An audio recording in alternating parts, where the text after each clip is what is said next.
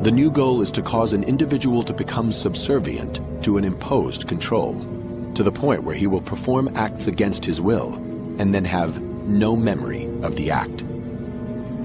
The search for a real-life Manchurian candidate begins.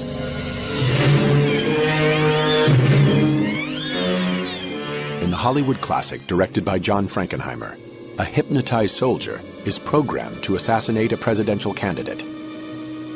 Like a clip from the movie, the CIA attempts to create its own Manchurian assassins using hypnosis and drugs. You create this new identity inside that's hidden from the main part of the person by an amnesia barrier. And then using an access code, you can call out this new identity for whatever mission purpose.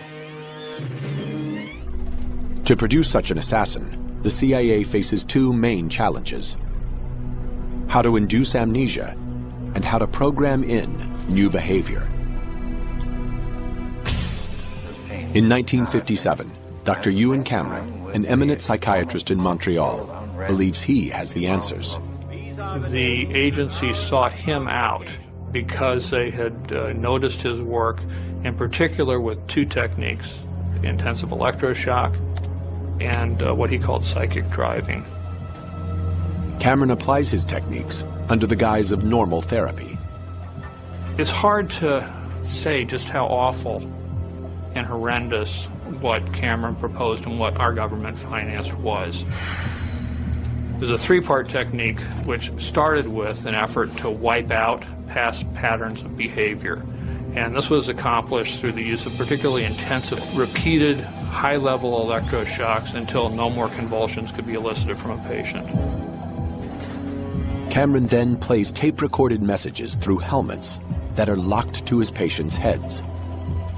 This psychic driving forces them to listen to repetitive statements for weeks on end, to program in new behavior.